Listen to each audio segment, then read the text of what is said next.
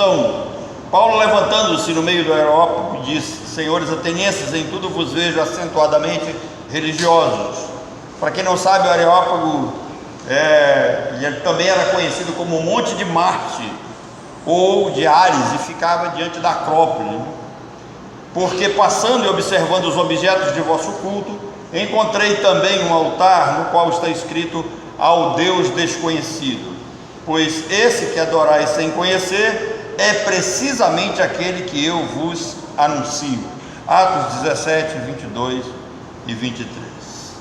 Irmãos, esse texto cita o discurso de Paulo em Atenas, e na ocasião o apóstolo fez menção a um altar ao Deus desconhecido. Entre 430 e 427 a.C., uma praga letal assolou a cidade de Atenas, deixando corpos insepultos, quer dizer, corpos aí por sepultar a céu aberto, apodrecendo, cheirando mal, e o povo entrou em desespero. Recentemente nós passamos por uma pandemia, e algumas pessoas chegaram a pensar que aconteceria a mesma coisa entre nós. Essa peste, durou 3 anos, e até hoje não se tem certeza o que foi que aconteceu, que tipo de pandemia foi. Uns dizem que pode ter sido uma epidemia de varíola, outros sarampo, outros tifo, outros febre tifoide, entre outras doenças, mas não se sabe. Essa peste matou 1/3 da população de Atenas. As preces e os sacrifícios aos deuses gregos não deram resultado. Então, os sábios e religiosos atenienses, desesperados e confusos, eles resolveram construir um altar ao Deus desconhecido. Ao chegar em Atenas, Paulo foi tocado pela idolatria daquele povo, ele ficou extremamente incomodado. E ao discutir com os judeus, filósofos, epicureus e estoicos, falou-lhes do Deus desconhecido. O Deus desconhecido representava algo que estava para além da mentalidade idólatra daquele povo. A mente daquele povo não conseguiria conceber a ideia de um Deus invisível, mas real. Ao pregar o evangelho em Atenas, Paulo apresentou-lhes o Deus verdadeiro, o Deus com o qual eles nunca se relacionaram. De fato, para eles, o verdadeiro Deus era um desconhecido, pois eles jamais ouviram falar do verdadeiro Deus. É claro, como ouvirão se não há quem pregue? Esse Deus para eles não tinha valor. Não fazia o menor sentido cultuar um Deus invisível, ou um Deus pelo qual eles não pudessem tocar. Esse Deus para eles então não tinha valor. Isso porque a idolatria impede o homem de expressar a fé pura e verdadeira, já que ela está para além do que é visível, para além do que é palpável. Paulo então apresentou-lhes o Deus desconhecido, a quem eles invocaram sem conhecer, e Paulo disse: este é o Deus que eu anuncio, o Deus que eu prego é o que vocês chamam de Deus desconhecido. Esse Deus, para eles então, não fazia o menor sentido, porque eles estavam acostumados a ver os seus deuses, eles estavam acostumados a se relacionar com estátuas, com deuses feitos por mãos humanas. O Deus criador que fez o mundo e tudo que nele existe, sendo o Senhor do céu e da terra, esse é o Deus que eu prego, disse Paulo. O Deus desconhecido, ele não habita em templos feitos por mãos humanas. A sua presença transcende as construções materiais.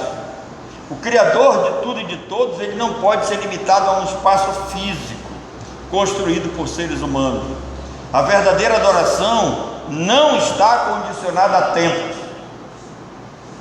mas é uma relação espiritual, pessoal e direta com o Criador. Não necessita necessariamente de um templo.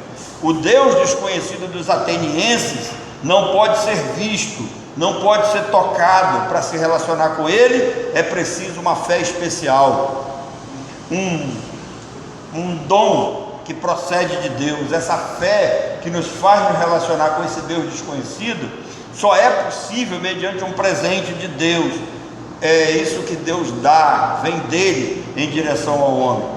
Foi o Deus desconhecido, disse Paulo, que de um só fez toda a raça humana. Paulo está falando de Adão, e fez com que os seres humanos habitassem sobre a terra, havendo fixado, quer dizer, determinado previamente os lugares estabelecidos e os limites aonde esses seres humanos iriam habitar. Ou seja, Paulo está dizendo que esse Deus, ele é soberano, que ele é livre para determinar todas as coisas. E ele pegou Adão, criou a humanidade inteira, e ele determinou aonde esses seres humanos iriam nascer, viver, morrer, quanto tempo viveriam. Isso significa que nós não estamos aqui por acaso, nós não somos brasileiros, amazonenses por acaso. Foi Deus quem determinou que nascêssemos aqui. Paulo então diz que esse Deus, ele é real, ele é poderoso, ele é sábio, ele é soberano. Paulo disse: ele não só criou vocês, mas ele estabeleceu os limites da vida de vocês. Interessante que Jó capítulo 14, versículo 5 vai dizer que todos os nossos dias, já estão contados. Nas mãos de Deus está o número dos nossos meses, e Deus colocou um limite de dias dos quais nós não vamos passar. Não tem como. Paulo vai mais longe. Paulo diz: nele vivemos e nos movemos, sem ele não temos vida, nem esse movimento que toda a natureza exibe. A vida que temos, a vida que a natureza tem, procede dele, vem de Deus. Deus é o princípio vivo e ativo de todos os homens. Paulo mostrou-lhes ali a natureza de Deus, um Deus que não pode ser visto, um Deus que não pode ser tocado, mas é um Deus real, é um Deus vivo, um Deus que se relaciona com esse ser humano. Deus existe. Em nenhum momento Paulo se preocupou em provar a existência de Deus. Ele simplesmente afirmou: o Deus desconhecido, que vocês não se relacionam, este é o Deus que eu prego. Então, Deus existe. Ele não é uma coisa construída pela mão do homem. Deus é vivo e a vida procede dele. É ele quem dá vida a todos os seres no universo. Ele é único. Não existe Zeus, Apolo, Afrodite, entre tantos outros deuses que vocês cultuam. Esqueçam tudo isso. Isso é loucura. Essa idolatria é loucura. Só existe um Deus. Esse Deus que vocês desconhecem não reconhece a existência de outros deuses. Ele é único, ele é vivo. Deus não pode ser materializado, não pode ser manipulado por sentimentos e por orações. Isso significa que a revelação, a bênção, a proteção e os cuidados de Deus não podem ser adquiridos por méritos humanos. Tem gente que acredita que se fizer o certo, recebe tudo de Deus. Se fizer a prece certa, se pedir com toda a fé do seu coração, se for com o líder certo, se procurar o homem poderoso da oração mais poderosa, vai dar certo e vai ser abençoado. Queridos, Deus não pode ser movido por emoções, pedidos e até gritos de desespero. Salomão diz: só gritos vazios Deus não ouvirá. Deus não atendeu aos atenienses naqueles dias de praga. Ele é o Senhor. Ele estabeleceu regras para ser adorado e servidos para ouvir os homens. Não é algo tão simples como as pessoas pensam. Deus não é um robô. Deus não está programado para fazer o que você quer. Deus não é aquelas maquininhas, de refrigerante, de café, que você coloca a moeda, e coloca a cédula lá e ela te oferece um café, um refrigerante. Tem gente que pensa assim: vamos fazer vigília, vamos fazer campanhas, vamos fazer correntes de oração, que Deus vai dar. Irmãos, Deus vai dar se Ele quiser. Ele é soberano, Ele é Senhor.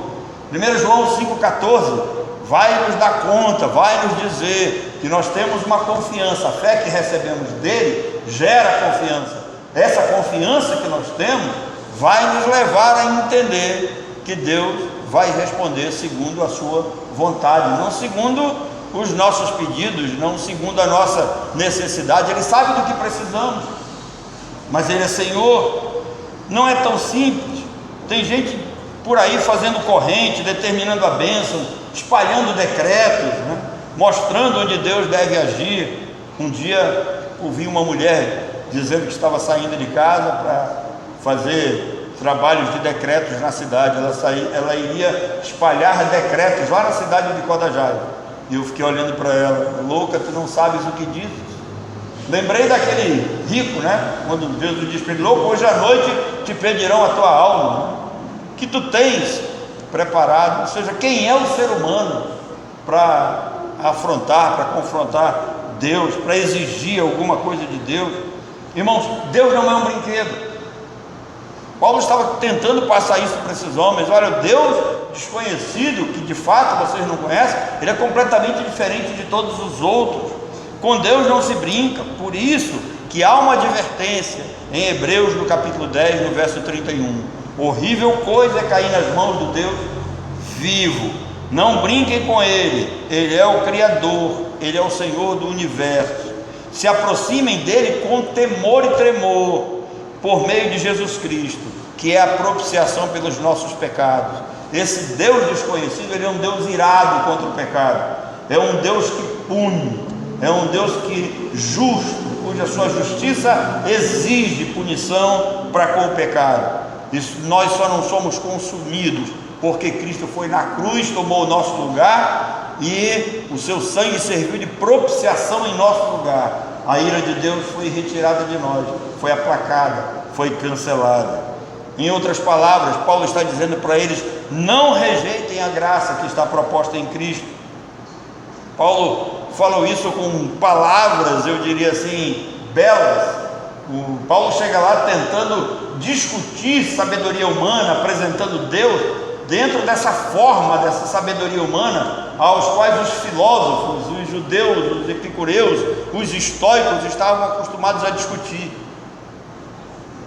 O texto de Atos nos mostra que parece que ninguém se converteu lá. Nós não vemos resultado nenhum.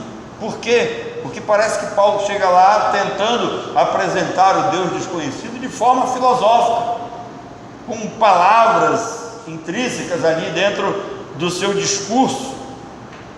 Mas, tanto é que quando Paulo sai de Atenas e ele vai para Corinto, ele chega lá e diz assim: eu não quero mais saber de sabedoria humana, eu vim aqui para pregar a cruz de Cristo.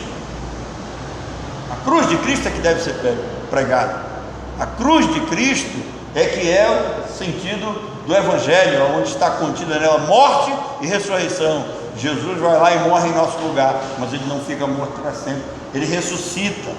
Então Paulo diz assim: não rejeitem a graça que está proposta em Cristo, porque se vivemos deliberadamente em pecado, depois de termos recebido pleno conhecimento da verdade, já não resta sacrifício pelos pecados. Isso é Hebreus 10, verso 26. Portanto, a frase horrível coisa cair nas mãos do Deus vivo mostra o perigo e a seriedade do juízo divino para aqueles que rejeitam a verdade e persistem em seus pecados. O Deus desconhecido é vivo, é Deus de vivos e de mortos. Ele pune o mal e premia o bem. Ele reconhece o coração dos homens, ele conhece o coração dos homens a fundo. Antes que a palavra chegue à nossa boca, ele já conhece por completo o que temos em nosso coração. Esse é o Deus que pregamos, esse é o Deus que servimos, esse é o Deus que pode ser desconhecido para muita gente, mas para nós ele é bem conhecido, porque Jesus Cristo nos revelou ele, e nele nós cremos, nele confiamos, e é ele a quem cultuamos. Que Deus nos abençoe.